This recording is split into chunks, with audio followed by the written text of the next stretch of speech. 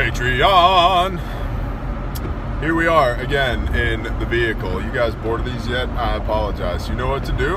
Flip your iPhone over, face down, and just listen to the words, man. Just listen to them. They're the best words. They're tremendous. Believe me, believe me. So, Mr. J. Johns asked all of the questions. He left no stone unturned with his digital interrogation in the most recent Gimme Questions post on Patreon. And so one of the 912 questions that he asked was, what type of firearms training? Now this is a very close question to the question that Fingernail asked about what type of training do I do when I can't get to the range? What do I do in inclement weather for training? And how do I maximize my range time and my just be efficient with my time and my money when I'm squeezing the trigger out on the range? So I answered those questions in the Fingernail video, and I would recommend you guys go back and see that. I'll probably call it something like dry fire training, or pistol carbine training, or something like that. So I would encourage you to go back and look at that, because we're not going to do double duty. However, that was just one of the 15 facets of this question that Jay Johns asked. So for that portion, go watch the Fingernail video. Now, he asked another question, read this, is proficient with a firearm versus fighting with a firearm. Is there a difference? Man, like everything, it really depends. Okay, so if it depends, what does it depend on? Where is the line? First, you need to understand what your definition of proficient is, because I would say that there are levels of proficiency with a weapon. Basic proficiency with a weapon will allow you to fight with a weapon, says me. Now, as I've said before, there are myriad excellent instructors out there, way more than I can name or count, okay? So, if you're not proficient with your weapon, find an instructor. If you're near to me and want to spend a day and give me some bucks to teach you how to shoot, you can email me. And I'm not asking you to do that. I'm saying if you want to, you can. So, that being said, basic proficiency is required to fight well with a weapon. What does basic proficiency look like? Well, a combat shotgun is about the most easily acquired weapon for proficiency. You can teach that to people pretty quick, and they get the concept of it pretty quick. It's kind of hard with a shotgun for somebody to injure themselves. I mean, it can be done, but the mechanics of it are a little bit more difficult, especially than with a pistol. Lots of people injure themselves with a pistol. So, a shotgun, basic proficiency with a shotgun, how do you load it? How do you chamber a round? How do you point it? Squeeze the trigger? Where's the safety at? The basic safety talk with all firearms. Okay, cover the target with the little gold bead, squeeze the trigger. Repeat, repeat, repeat. You're empty, here's how you load more rounds. So for that, what I really like for that is a 20 gauge. Now 12 gauge is the ubiquitous shotgun, but a 20 gauge for women, children, small statured men, or new shooters, for sure. Can children shoot 12 gauges? Yup. Can women shoot 12 gauges? Yup, they do it all the time. But a 20 gauge is a great intro shotgun, and if things do go sideways, 20 gauge is not near as common as 12 gauge, but I think it's probably more common than 410. It's definitely more common than a 16 gauge, more common than a 10 gauge, right? So 20 gauge you can buy off the shelf at Walmart without much trouble. and it doesn't have as much felt recoil as a 12 gauge.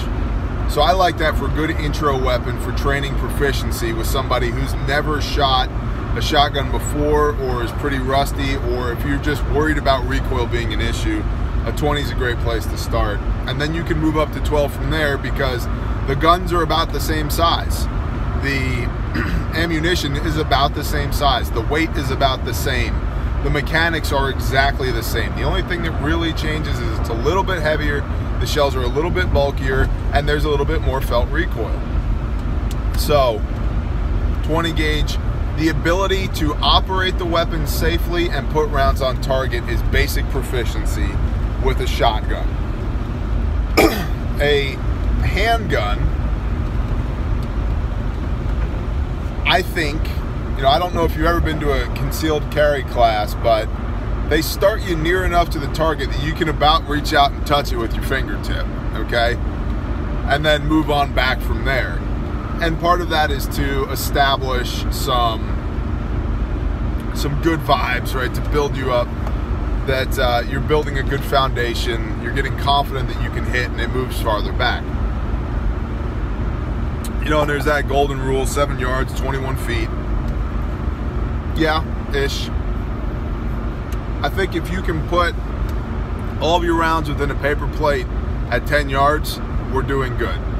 Now, that is basic proficiency with a handgun for me. And there is a difference between what I would call combat accuracy and competitive accuracy. And when I shoot combat handgun, I'm covering the target with my front sight, squeezing the trigger, mitigating the recoil, taking effect on the muzzle rise, bringing it back on target, and as soon as that front sight comes back on target again, I'm making sure, and this is all microseconds, doing micro adjustments to my sight picture, squeezing the trigger again, and just repeat, repeat, repeat, repeat, repeat.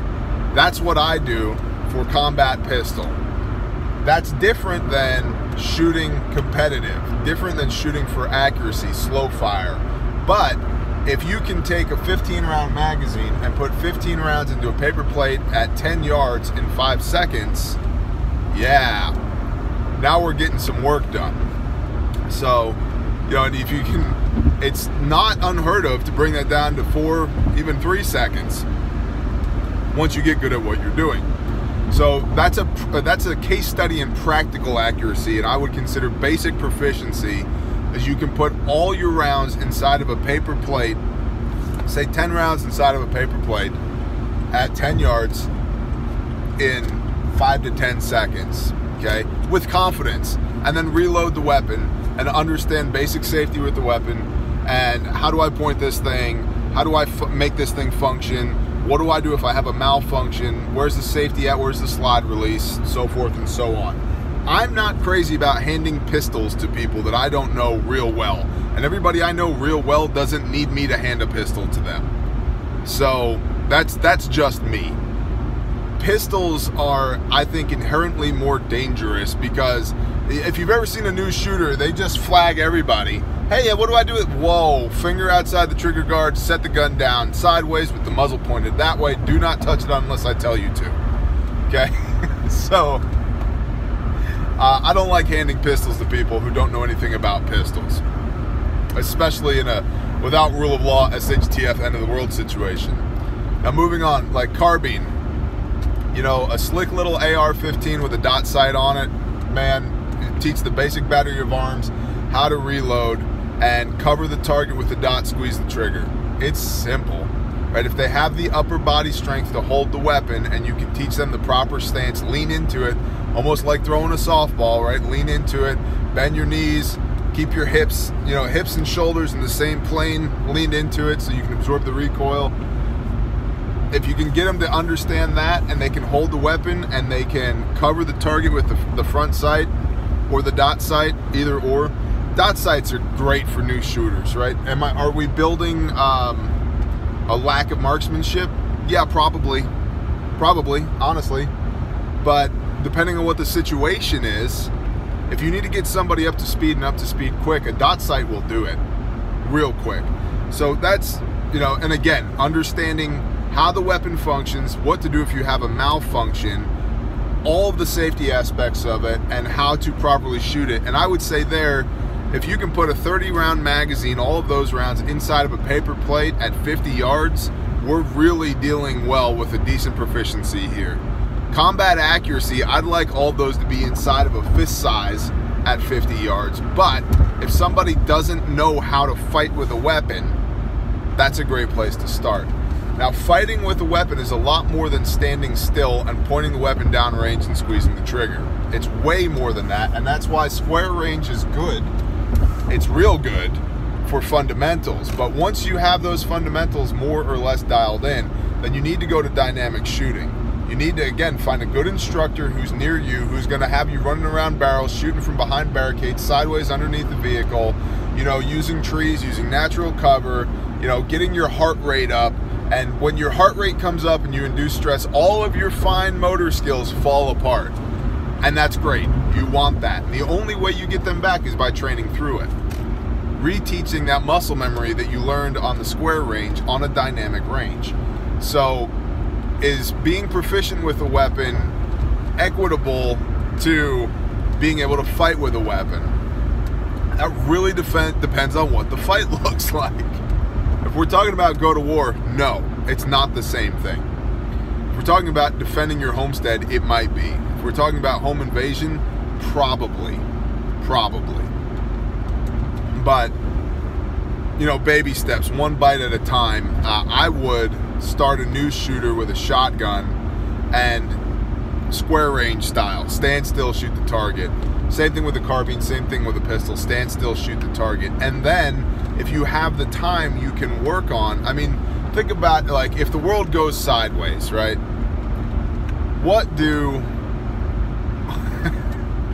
What is a militia gonna do? What are troops? Just look at, for example, the Revolutionary War. What did they do when they weren't fighting? They drill. They drill. And if we didn't have Lafayette to drill our troops, we might not have a country right now. Whole nother story for another time. And who was that? Oh, the Prussian guy who came over. I always think of him with one of them steel helmets with a spike in the top of his head. But that came later. I can't remember his name, but there was like an Austro-Hungarian Prussian guy who came over, who was quintessential in getting our forces squared away by drilling. And by drilling, they increased their proficiency, which made them better fighters with their weaponry. So, if you have the time post-SHTF to drill, you should. And a lot of that is running around, yes, literally running around with your weapon in the cold, in the rain, at night, moving about, doing all of the things. Because it's not just being able to hit the paper plate at 50 yards. It's being able to hit the paper plate at 50 yards when, you know, you're maxed out, right? You got 180 BPM on your heart rate, and your vision's going in and out, right? And your head's a little wonky, and you're covered with sweat, and you got dry mouth, and there's some guy screaming at you, shoot the target, shoot the target, shoot the target. And now you can hit. That matters. That is fighting proficiency. And that training should be, if you can, as close to combat conditions as possible. Because the more you sweat in training, the less you bleed in combat. So, good. I think I foot stomped that enough. Let's move on. Flip this card over. You got a taillight out, homeboy. That's real nice of you. So, I would say CCW, the ability to pass the CCW class is basic proficiency again with a pistol, right? What does that look like? Just Google it. Shotguns, can you shoot clay targets with a shotgun? That's a good way to determine proficiency. And it does, you know, if you're throwing 25 clays, it doesn't have to be 24 out of 25. I used to be able to shoot that way. I can't shoot shotgun that way anymore, but it's been a long time since I've spent time really with a shotgun. Although I have a feeling that's going to change. I'm still pretty good. I'm still about 22 out of 25 right now. But I used to shoot 24 or 25 out of 25 constantly because I spent a lot of time shooting shotgun. Anyway, can you shoot clay targets with a shotgun? you know, throwing them, kicking them out on the ground, you know, popping them straight up. That's a great way to build confidence in the weapons platform and to exemplify proficiency. So carbine, static. Can you hit a 3x5 index card at 100 yards? Now, if you have a 1 MOA gun, okay, you should be able to do that. You introduce the shooter into the situation. Combat accuracy is about 3 MOA, 3 minute of angle, so about 3 inches at 100 yards. Says me, right? If you think about the size of the Terminal T, 3x5 index card. Can you hit this at 100 yards? From standing, from prone, right? From kneeling. And then move on to off of a barricade, right? And then move up from there. Hitting this at 100 yards with your pulse through the roof and sweating and dirty and miserable is difficult. It is. It's difficult. But this is, for me, the standard. At 100 yards, can you hit this? Yes. Now we're demonstrating real proficiency.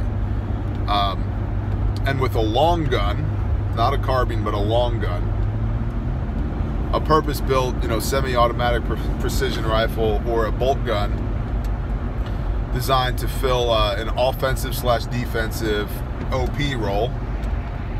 Can you hit this at 300 yards repeatedly? You can hit this 300 yards repeatedly, and that gun should be a 1 MOA gun, including the shooter, because at 300 yards, you're looking at a 3-inch box. You should be, with the proper ammunition as well. So it's really important to do the testing to figure out what your gun likes to eat, because, you know, 147 grain, you know, gold medal match out of your 308 versus my 308 is going to print differently. So you need to know those things. But you should be able to keep it within an inch group at 100 yards, 1 MOA. So at 300 yards should be 3 MOA. And a lot of guns can do way better than that. A third to a half of an inch MOA with a good shooter and a good load. But if you can hit this at 300 yards consistently, now we're demonstrating real proficiency with that weapon. Okay, moving on. How do I train? Was another one of your questions. Again, see the fingernail video. How often do I train? About every 60 to 90 days. About every 2 to 3 months, I get a range day in. I need a range day right now. I am getting a range day in March. Like, it's on the calendar, that's happening.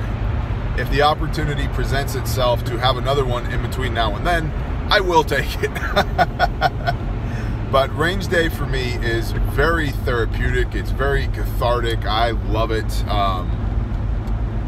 And it's good for me. It's almost like going to the gym. You go to the gym, you start throwing iron around, you get your pump on, right? And afterward, you have all of these just wonderful chemicals flowing through your body, and you just feel real good about life.